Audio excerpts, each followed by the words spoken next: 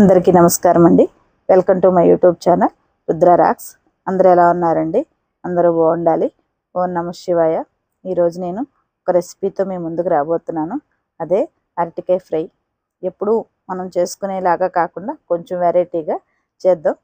దీనికి కావాల్సిన పదార్థాలు ధనియాలు, చెక్క, లవంగాలు, వెల్లుల్లి, అల్లం.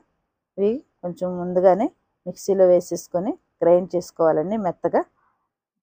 ఇవి నేను అన్నీ ఒకేసారి చూపించడం జరిగింది, ఎందుకంటే ఇవి ఎక్కువ ఏమి అవసరం, కొంచెం కొంచెం వేసుకుంటే సరిపోతుంది.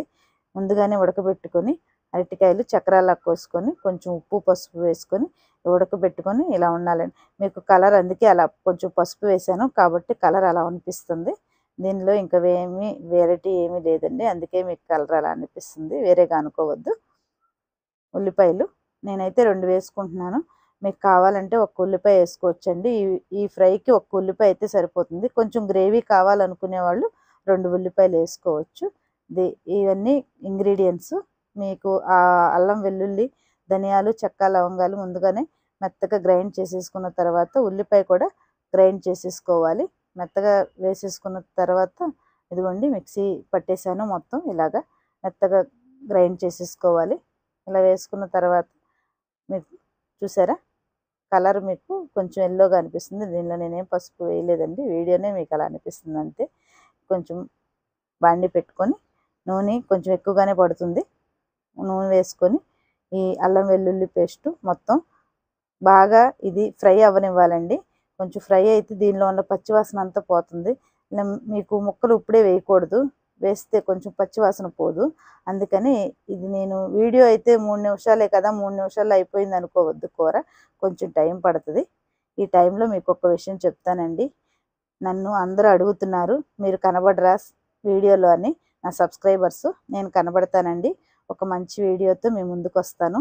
ఇది నేను మీకు చెప్తున్నాను, ఖచ్చితంగా మీ ముందుకు నేను వస్తాను. ఇకపోతే నన్ను ఆదరిస్తున్న నా సబ్స్క్రైబర్స్ అందరికీ మరొకసారి ధన్యవాదాలండి. నన్ను కోఆపరేట్ చేస్తున్నాం, ఎంకరేజ్ చేస్తున్నాం మీరందరికీ. చూసారా మసాలా వేసాను. మసాలా బాగా కొంచెం దగ్గరకు వచ్చేసింది. ఉప్పు, పసుపు, కారం వేసుకొని ఇంకా బాగా కొంచెం దగ్గరకు వచ్చేయాలండి. దీనిలో ఈ మసాలాకి కొంచెం పచ్చివాసన పోయిన తర్వాతే ఈ ముక్కలు అయితే ఏదైతే మనం ముందుగా ఉడకబెట్టుకుని ఉన్నామో అవి వేసుకోవాలి. చూసారా అలా వస్తుంది. అలా అయ్యేదాకా మాత్రం ముక్కలు వేయొద్దు. వేస్తే ఎందుకంటే పచ్చివాసన ముక్కలకు పట్టేస్తుంది. అందుకని నేను కొంచెం మసాలా వేగిన తర్వాతే వేసాను. తర్వాత పసుపు, కొత్తిమీర, కరివేపాకు వేసుకోవాలి. కొత్తిమీర ఉంటే ఆప్షన్ అండి, లేకపోతే లేదు. ఇదేమి నాన్ వెజ్ కూర కాదు కాబట్టి కొత్తిమీర అవసరం, నా దగ్గర ఉంది కాబట్టి వేసాను. మీ దగ్గర లేకపోతే వేసుకోకండి, ఉంటే మాత్రం వేసుకోండి.